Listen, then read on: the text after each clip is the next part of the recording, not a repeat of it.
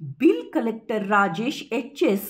ಅಕ್ರಮ ದಾಖಲಾತಿ ಸೃಷ್ಟಿ ಮಾಡಿ 2007ರಲ್ಲಿ ಹುದ್ದೆ ಪಡೆದು ನಂತರ 3 ವರ್ಷ ರಾಮನಗರದಲ್ಲಿ ಕಾಲೇಜು ವಿದ್ಯಾಭ್ಯಾಸ ಮಾಡುತ್ತಿದ್ದು, ಪ್ರತಿನಿತ್ಯ ತಾವರೆಕೆರೆ ಗ್ರಾಮ ಪಂಚಾಯಿತಿಯಲ್ಲಿ ಹಾಜರಾತಿ ಹಾಕಿ ಸರ್ಕಾರಕ್ಕೆ ಮೋಸ ಮಾಡಿ ಮತ್ತು ಗ್ರಾಮ ಪಂಚಾಯಿತಿಯ ಕಂದಾಯದ ಹಣವನ್ನು ಲಕ್ಷಾನುಗಟ್ಟಲೆ ಲೂಟಿ ಹೊಡೆದಿದ್ದಾರೆ ಎಂದು ಕೆಆರ್ಎಸ್ ಪಕ್ಷದ ಕಾರ್ಯಕರ್ತರು 4ನೇ ದಿನ ಪ್ರತಿಭಟನೆಯನ್ನು ನಡೆಸಿದ್ದಾರೆ.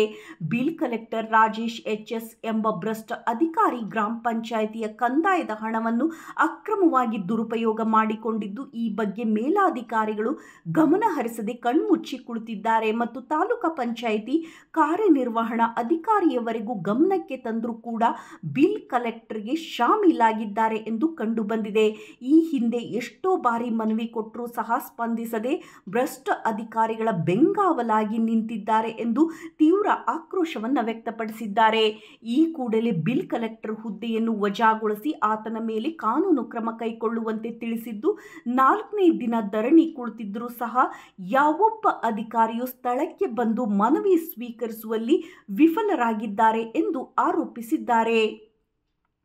ಇದೇ ಸಂದರ್ಭದಲ್ಲಿ ಕರ್ನಾಟಕ ರಾಷ್ಟ್ರ ಸಮಿತಿ ತಾಲೂಕಾ ಉಪಾಧ್ಯಕ್ಷರಾದ ಚೆನ್ನಯ್ಯ ಮಾತನಾಡಿ, ಕಡು ಭ್ರಷ್ಟ ಅವನನ್ನು ಯಾವ ಪದದಿಂದ ವರ್ಣಿಸಬೇಕು ಎಂದು ಜನಸಾಮಾನ್ಯರು ಹೇಳಬೇಕು ಎಂದು ಅಧಿಕಾರಿಗಳ ವಿರುದ್ಧ ತೀವ್ರ ಆಕ್ರೋಶ ವ್ಯಕ್ತಪಡಿಸಿದರು. ಈತ 13/8/2007ರಲ್ಲಿ ಕಾಲೇಜು ವ್ಯಾಸಂಗ ಮಾಡಿರುತ್ತಾನೆ.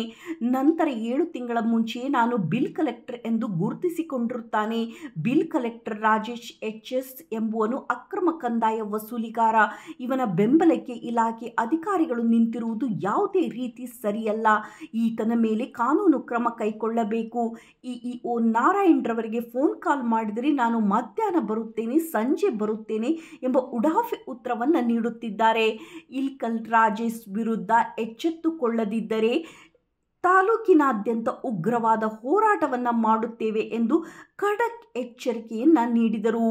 ವರದಿ ನರಸಿಂಹರಾಜು. ಹೇಳಿ ಸರ್, ಏನು ಧರಣಿ ಕೂತ್ಕೊಂಡಿರೋದು?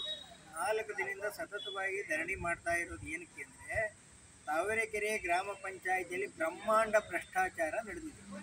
ಸಂಬಂಧಪಟ್ಟ ಅಧಿಕಾರಿಗಳ ಗಮನಕ್ಕೆ ತಂದರೂ ಅವರು ಸಹಕಾರ ನೀಡೋ ಮಟ್ಟದಲ್ಲಿದ್ದಾರೆ ಹೊರತು ತನಿಖೆ ಮಾಡೋದಾಗಲಿ, ಅವನಿಗೆ ಶಿಕ್ಷೆ ಕೊಡೋದಾಗಲಿ, ಆ ರಿಕವರಿ ಮಾಡ್ಕೊಳ್ಳೋದಾಗಲಿ ಮಾಡ್ತಾ ಇಲ್ಲ. ಕನಿಷ್ಠ 35 ಲಕ್ಷ ಕಂದಾಯ ವಸೂಲಿ ಹಣವನ್ನು ಸರ್ಕಾರಕ್ಕೆ ವಂಚಿಸಿದ್ದಾರೆ. 8 ಲಕ್ಷ ನರೇಗಾ ದುಡ್ಡನ್ನು ಕೊಟ್ಟಿಲ್ಲ. ಇವ್ರನ್ನ ಕೇಳಿದ್ರೆ ಅಧಿಕಾರಿಗಳು ಅಲ್ಲಿಂದ ಅಲ್ಲಿಗೆ ಬರೀ ವರ್ಗಾವಣೆ, ಅವರ ಜವಾಬ್ದಾರಿ ವರ್ಗಾವಣೆ ಮಾಡ್ತಾ ಇದ್ದಾರೆ ವಿನಃ ಅದನ್ನು ತನಿಖೆ ಮಾಡೋ ಮಟ್ಟಕ್ಕೆ ಬಂದಿಲ್ಲ. ಸುಮ್ಮನೆ ಏನೋ ಕಣ್ಣೊರೆಸ್ಬೇಕು, ಅಳೋ ಮಕ್ಳ ಕೈಗೆ ಬೆಲ್ಲ ಕೊಟ್ಟಂಗೆ ಅವನ್ನ ಸಮಾಧಾನ ಮಾಡಬೇಕು. 4 ದಿನದಿಂದ ಸತತವಾಗಿ ಧರಣಿ ಕುಳಿತಿದ್ದಾರೆ.